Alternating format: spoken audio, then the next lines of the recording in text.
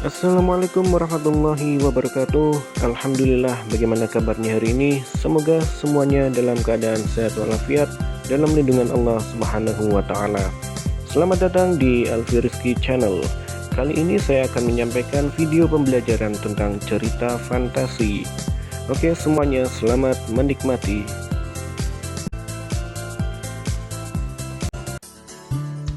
Apakah itu cerita fantasi?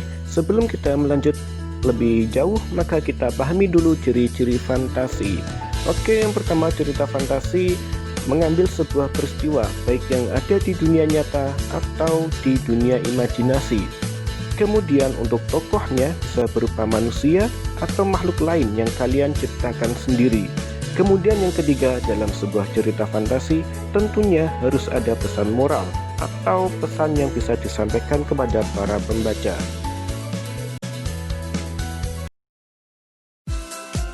Nah, sekarang kita kenali unsur-unsur intrinsik dalam cerita fantasi. Artinya, unsur intrinsik adalah unsur yang membangun cerita itu dari dalam. Yang pertama ada tema atau gagasan pokok atau ide ceritanya. Kemudian ada tokoh dan penokohan. Bedanya tokoh adalah orang, kemudian penokohan adalah karakter atau sifatnya. Kemudian ada setting. Setting ini bisa berupa latar atau tempatnya, bisa berupa waktu, dan bisa berupa suasana. Kemudian ada amanat atau pesan moral yang dihadirkan dalam sebuah cerita fantasi. Kemudian ada sudut pandang. Oke, untuk sudut pandang kita simak penjelasan berikutnya.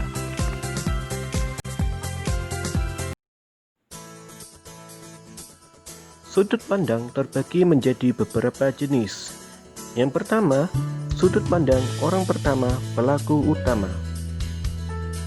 Artinya, sudut pandang orang pertama sebagai pelaku utama. Lewat sudut pandang ini, si penulis sengaja melibatkan diri dalam cerita yang dibuatnya sendiri. Dan si penulis pun berperan sebagai pelaku dalam ceritanya. Salah satu ciri khas sudut pandang ini adalah adanya penggunaan kata aku atau saya pada tokoh utama ceritanya. Silakan baca contohnya dan pause dulu.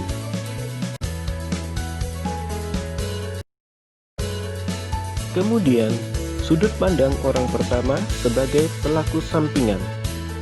Artinya, dalam sudut pandang ini, penulis masih melibatkan diri dalam sebuah cerita yang dibuatnya.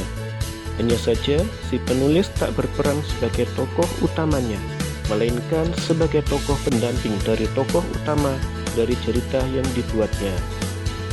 Contoh, dalam sebuah kalimat atau sebuah ketikan percakapan, aku melihat semburat air mata di mata Devi. Dari kalimat ini kita cermati penggunaan kata aku sebagai tokoh utamanya. Namun, dia menggambarkan atau menceritakan keadaannya si Devi. Apakah dia bersedih? Aku pun memberanikan diri untuk bertanya padanya. Dia pun menjawab pertanyaanku. Nah, dari kalimat ini kita simpulkan tokoh aku di sini menceritakan atau menggambarkan keadaan yang dialami oleh Devi.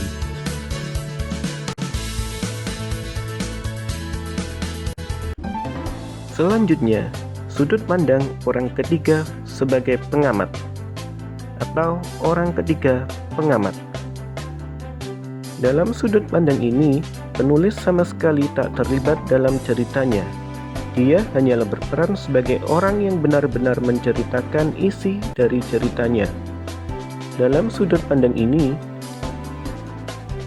si penulis mencoba mengisahkan kehidupan satu tokoh secara fokus tanpa menceritakan tokoh-tokoh lainnya.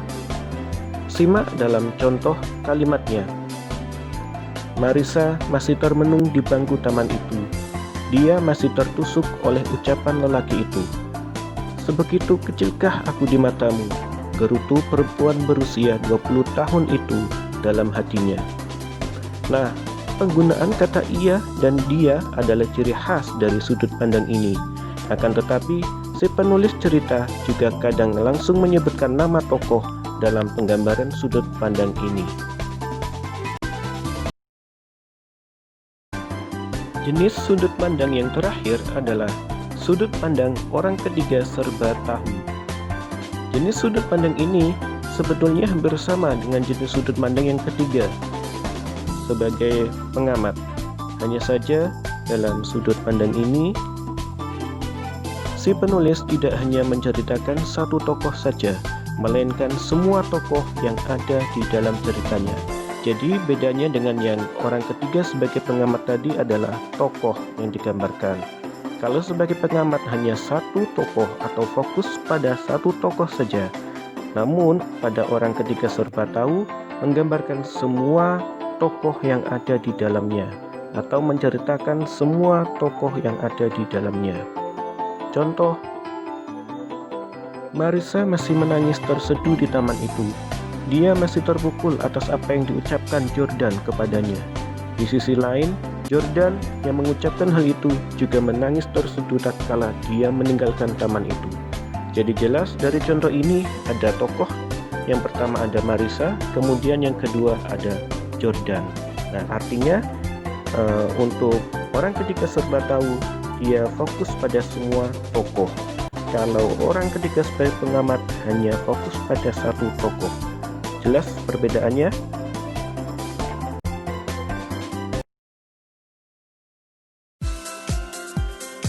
Kalau tadi kita sudah belajar tentang unsur intrinsik dalam cerita fantasi, sekarang kita kenali unsur-unsur ekstrinsik dalam cerita fantasi, atau singkatnya adalah unsur yang mempengaruhi penulis untuk membuat sebuah cerita fantasi. Yang pertama adalah latar belakang masyarakat. Artinya, penulis bisa terinspirasi untuk membuat sebuah cerita berdasarkan peristiwa-peristiwa yang pernah terjadi di masyarakat atau lingkungan sekitar penulis. Kemudian kondisi psikologis. Kondisi psikologis bisa diartikan sebagai mood atau tidak mood bagi seorang penulis atau keinginan untuk membuat sebuah cerita. Kemudian biografi. Artinya penulis terinspirasi dari riwayat hidup penulis itu sendiri untuk membuat sebuah cerita fantasi. Kemudian yang terakhir ada latar belakang pengarang. Nah, artinya latar belakang di sini bisa disimpulkan pengalaman-pengalaman atau peristiwa yang pernah dialami oleh penulis diangkat menjadi sebuah cerita fantasi.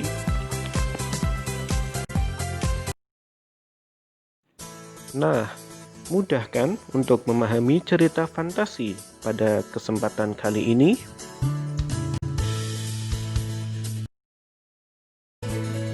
Sekarang, silakan kalian baca cerita fantasi yang ada di modul kalian. Kemudian, jawablah pertanyaan-pertanyaan yang ada seputar cerita yang sudah kalian baca. Kemudian, jangan lupa untuk menuliskan jawabannya dalam Microsoft Word. Kemudian, kalau sudah selesai, silakan dikirim lewat Classroom kelas masing-masing.